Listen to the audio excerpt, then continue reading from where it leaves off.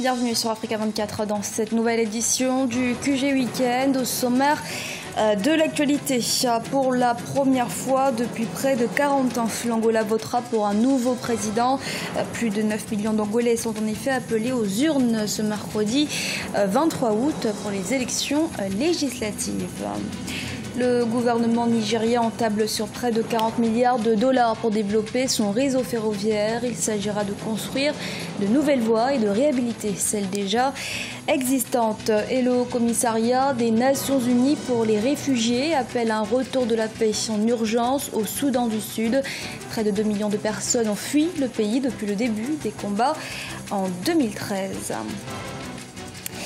Le 23 août se tiendra en Angola les élections législatives. À l'issue de ce scrutin, le candidat tête de liste du parti majoritaire deviendra le nouveau chef de l'État. Le président José Eduardo dos Santos a annoncé qu'il ne se représentera pas. Il laisse la place à son ministre de la Défense, João Lourenço. Ce dernier représentera donc le MPLA au pouvoir contre son adversaire historique, l'UNITA. Deogracia Sopodo. Plus de 9 millions d'Angolais sont appelés aux urnes pour départager 6 partis politiques lors des élections législatives du 23 août 2017. Un scrutin qui leur permettra d'élire le nouveau Parlement chargé ensuite de désigner le président de la République. Le mouvement populaire pour la libération de l'Angola, parti au pouvoir depuis 38 ans, mené par João Lourenço, fait figure de grand favori face à l'Union nationale pour l'indépendance totale de l'Angola, UNITA, la principale formation d'opposition, l'autre grand favori de ce scrutin mené par le candidat Isaías Samakuva. Une élection est une obligation civique et nous allons tous y participer. Nous avons suivi les projets de différents partis politiques. J'espère que le prochain gouvernement pourra faire un meilleur travail parce qu'il y a beaucoup à faire dans ce pays. Beaucoup de problèmes, le chômage, la faim, peu d'universités et peu d'écoles et d'hôpitaux. Les Angolais se préparent à participer à ce scrutin décisif pour l'avenir de leur pays.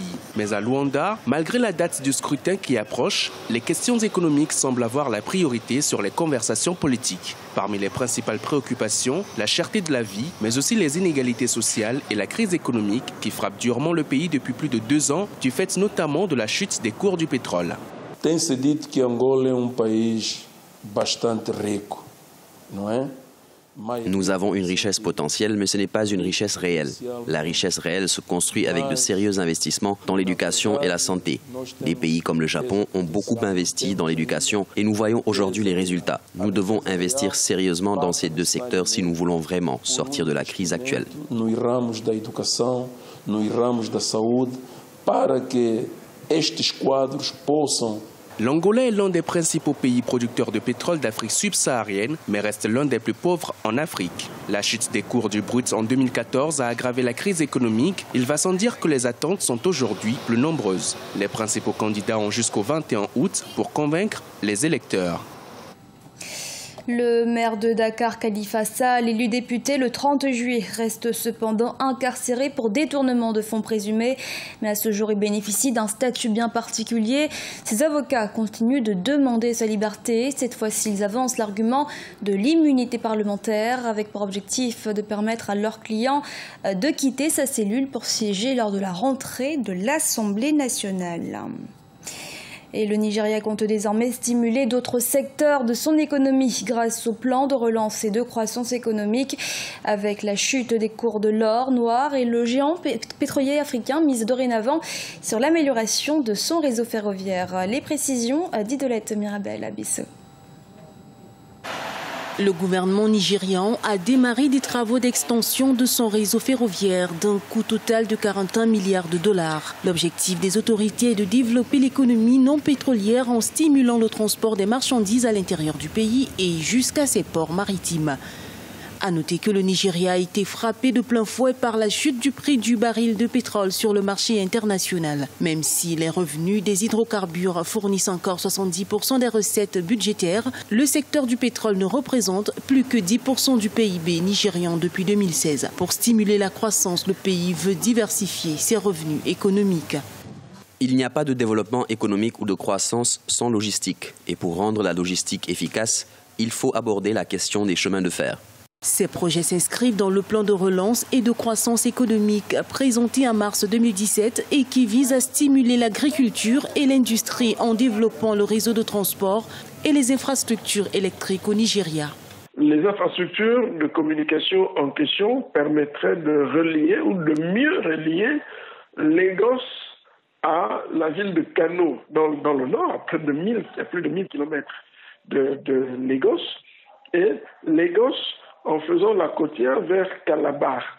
D'abord parce que le fret serait transporté à des coûts moindres. Ça rendrait l'économie plus compétitive.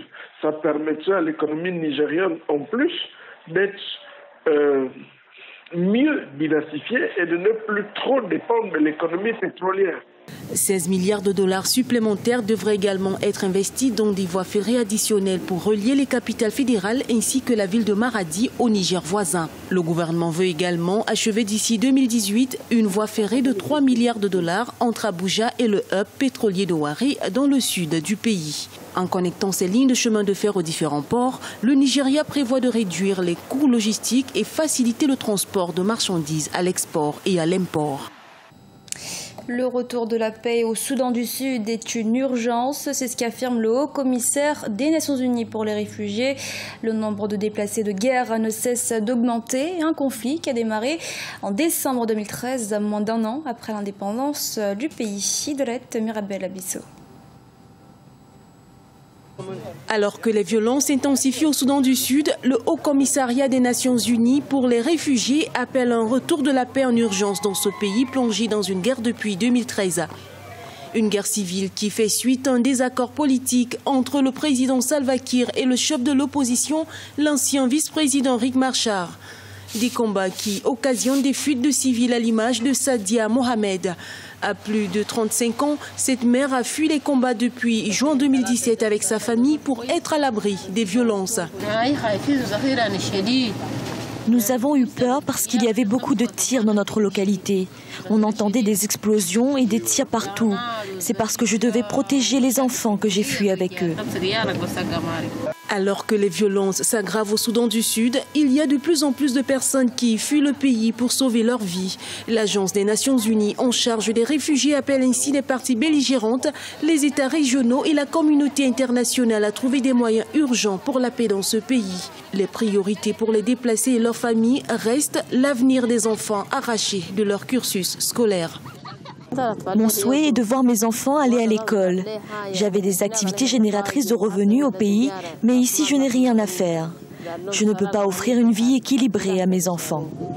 Plus d'1,9 million de personnes ont fui le pays depuis que les combats ont éclaté en 2013 et la crise des réfugiés pourrait empirer car les efforts visant à rétablir la paix ont jusqu'à présent échoué.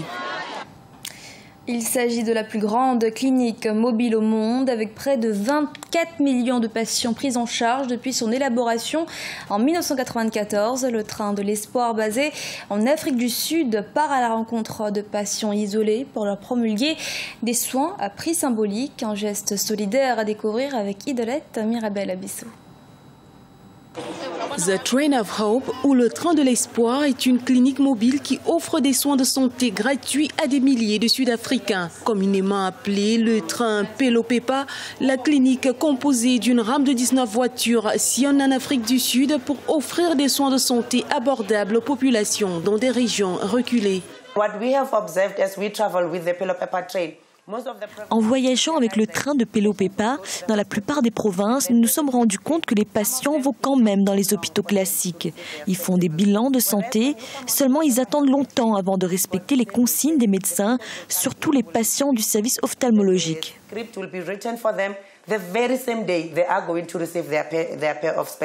Lors d'un récent arrêt du train Pelopepa à Delmas, une petite ville agricole située à l'est de Johannesburg et peuplée de quelques 7399 résidents, des files d'attente se sont formées pour des consultations et des soins. Ce n'est pas la première fois que je viens me faire soigner dans ce train. Pour cet arrêt à Damas, je me suis faite prendre ma tension artérielle par des professionnels. J'étais aussi en ophtalmologie et dans l'ensemble, il y a des progrès. En Afrique du Sud, plus de 80% de la population compte sur des hôpitaux financés par des fonds publics. Le train de l'espoir comprend une clinique ophtalmologique, un service de médecine générale, des soins dentaires, des services de psychologie et une pharmacie entièrement équipée. Depuis sa création en 1994, plus de 23 millions de personnes en Afrique du Sud ont bénéficié des soins de la clinique ferroviaire. Ce journal a été réalisé par l'ensemble de la rédaction. Merci de votre fidélité. Restez sur Africa 24 pour une nouvelle édition de l'actualité.